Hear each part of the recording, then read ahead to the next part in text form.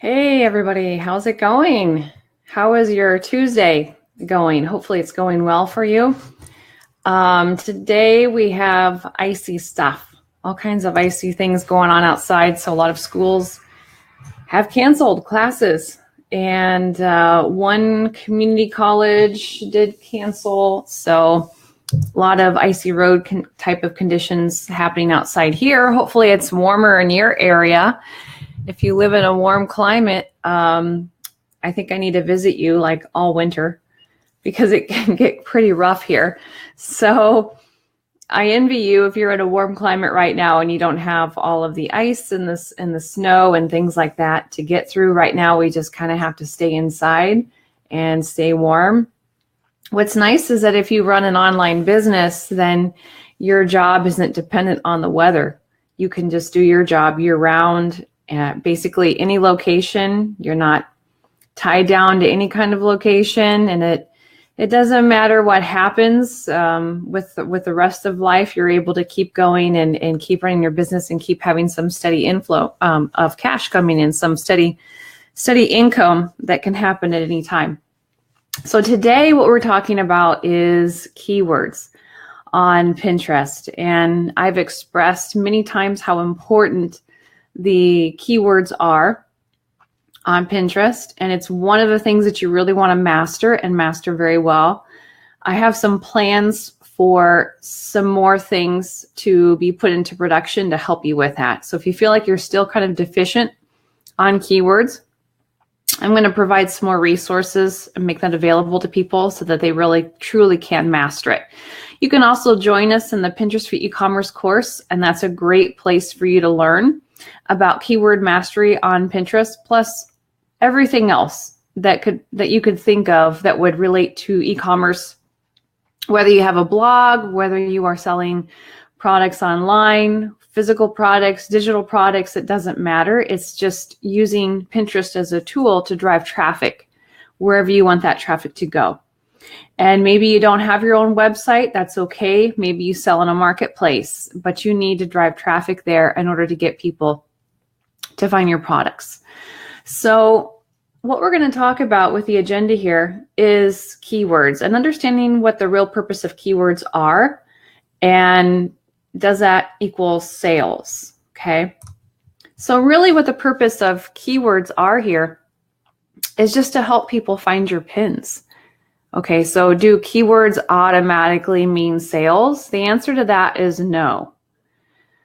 So unless you know how to use great keywords on Pinterest, they're not going to find your pins.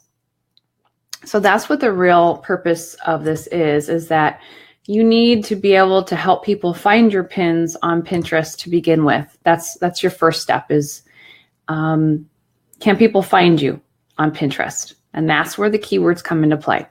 This is going to be true no matter if it's a website that you have, a blog, or if you sell on an e-commerce site.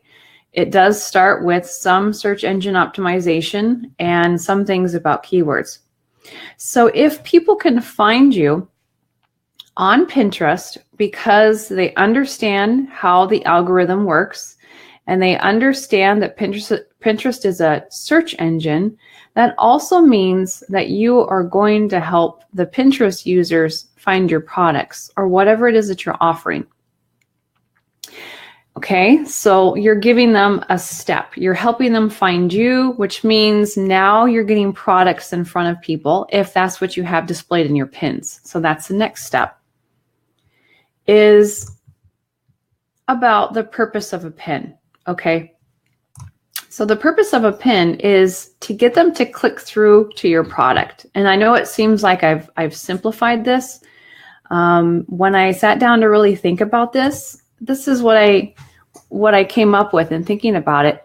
It may seem a little bit oversimplified, but to be honest with you, as I thought about it further, I thought, no, this really is it. It's just three things. It's a three-step process to go from Pinterest to buying your product. Okay, so putting your pins on Pinterest does not guarantee that you're going to have an increase of sales. However, if you use keywords, now you're going to increase your chances greatly And the next step is, what about the pins themselves? Because now you need to get people to click on your pin to get them to go through to your website, or maybe it's Amazon that you're selling on, or Merch by Amazon, or print on demand company. It could be Etsy, it could be eBay, wherever it's at. What are you going to do? You need to pique their interest and get them engaged with your pin. So when you go into the analytics, hopefully you have a Pinterest for Business account. If you don't, definitely get a Pinterest for Business account so that you can see analytics. It's well worth it. It's absolutely free, but you really need to see the statistics to see what is going on when people interact with your pin.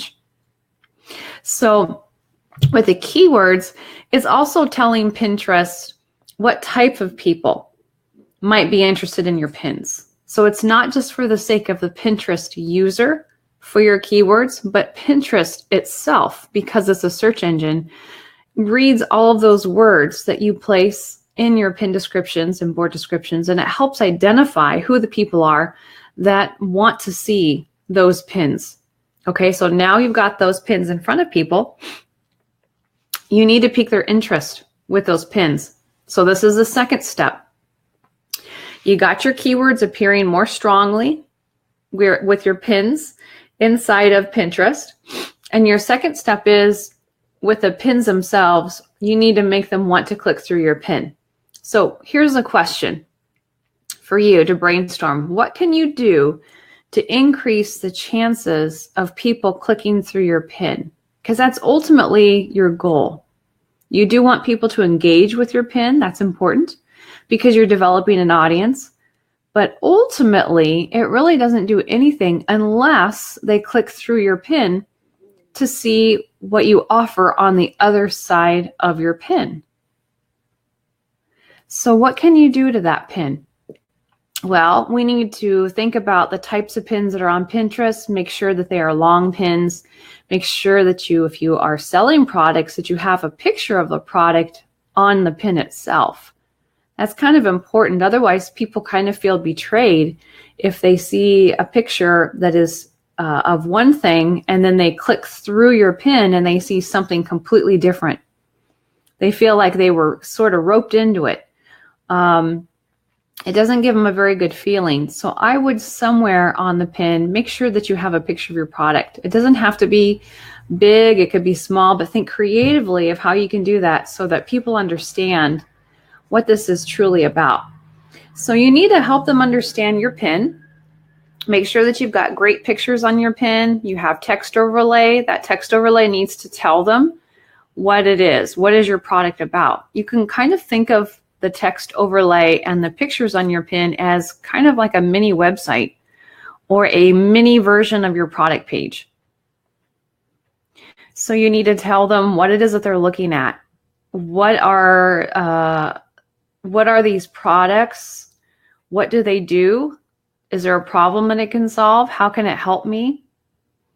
Is there anything about the products that's unique or different that sets you apart from maybe your competitors, other brands?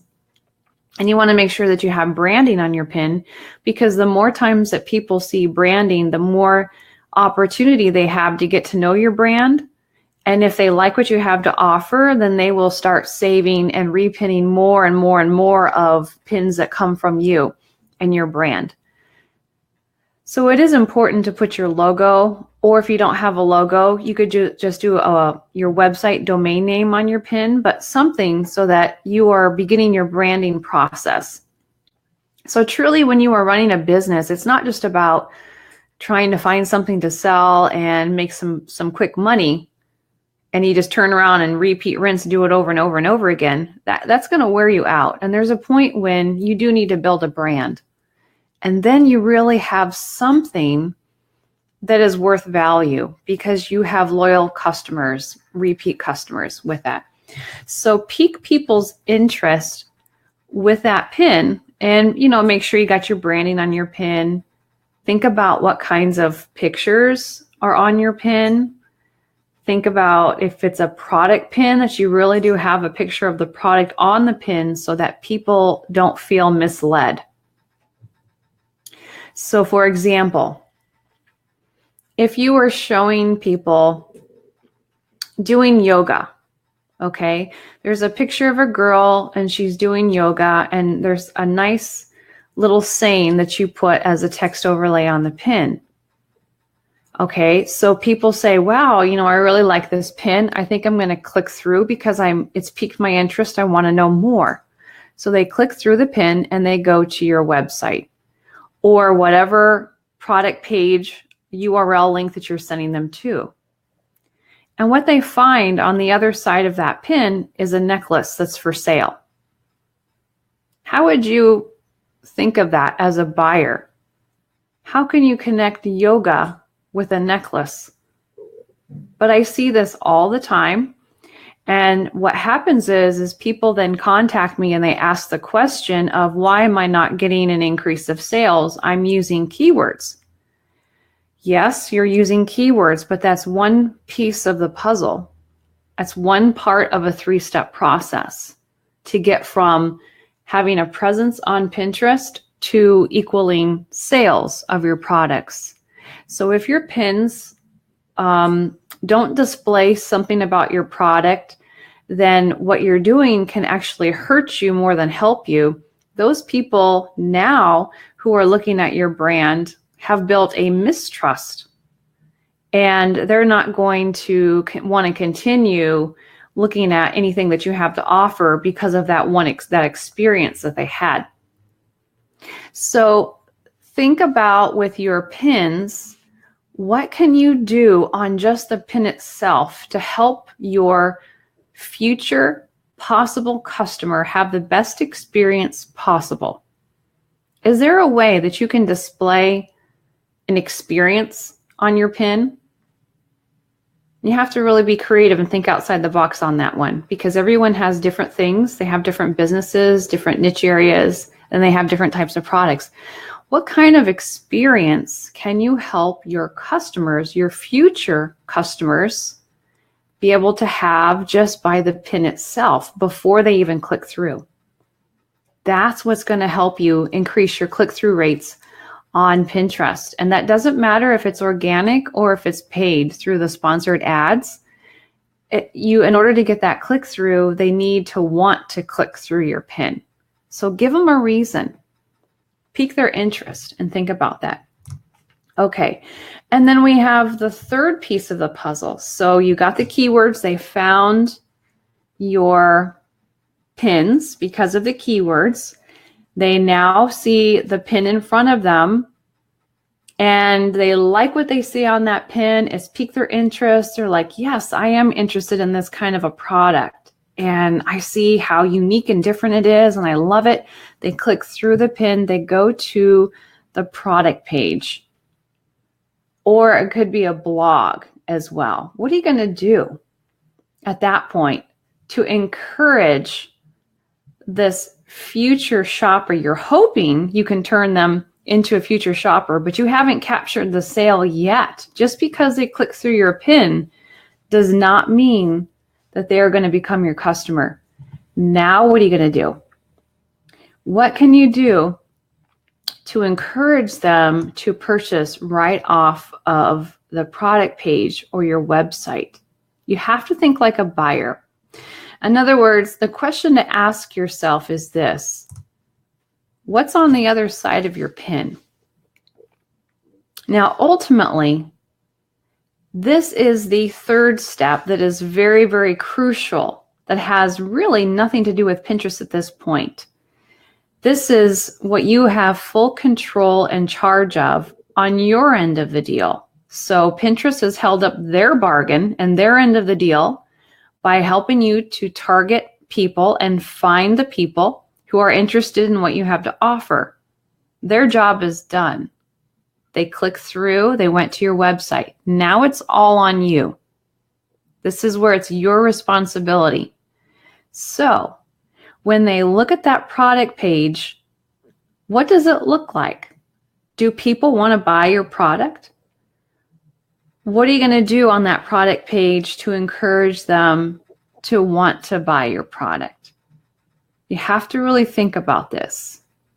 And this is when you start asking yourself the questions of who, what, when, where, why, and how.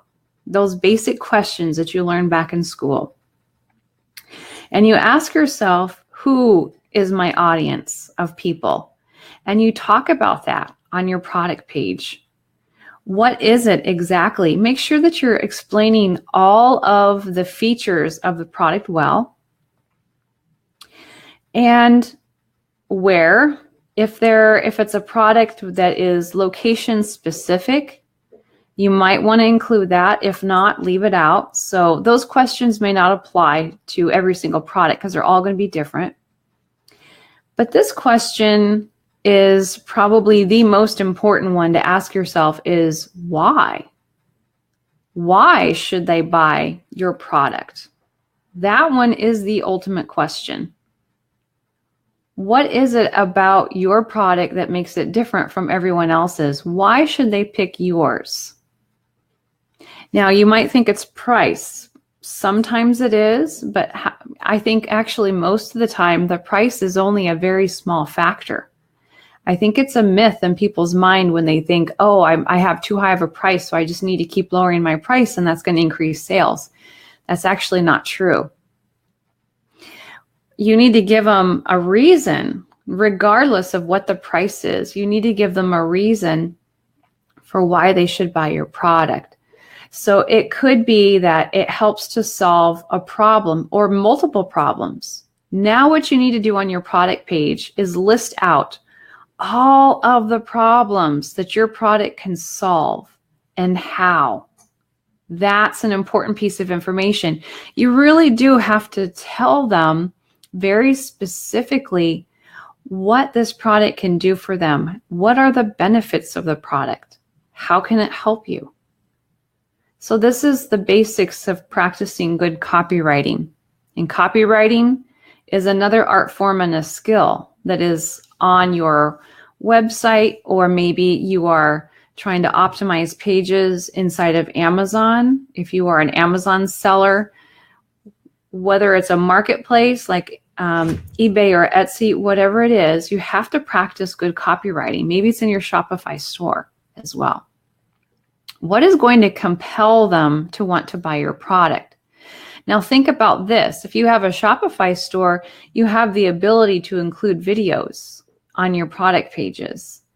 Maybe it's something where you can put words in there, yes, to describe the benefits of the product, but sometimes the visual element does a much better job of describing than what words could ever do. That's when you need to think about including a video, maybe, in your product page that might help convert your product into a sale. So the temptation, I think, for many people is to try doing marketing on Pinterest or anywhere, any social media site, it doesn't matter. And they try it for a short time and they say, well, this doesn't work.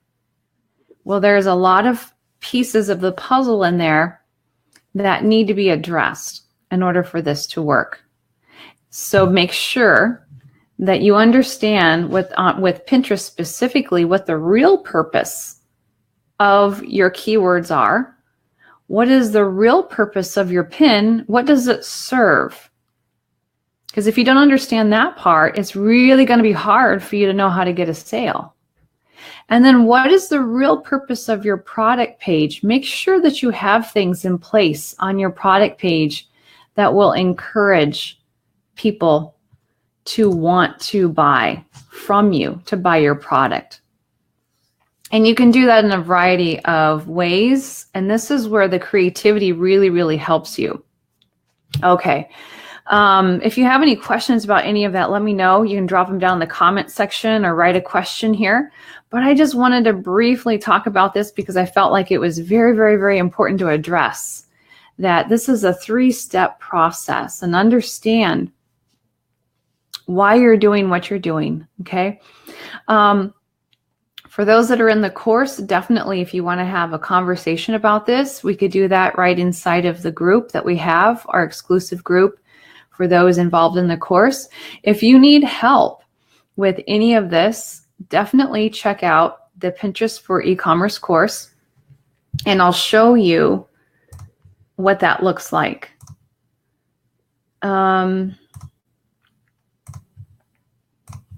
So let me help you here just a little bit. I'll share my screen with you and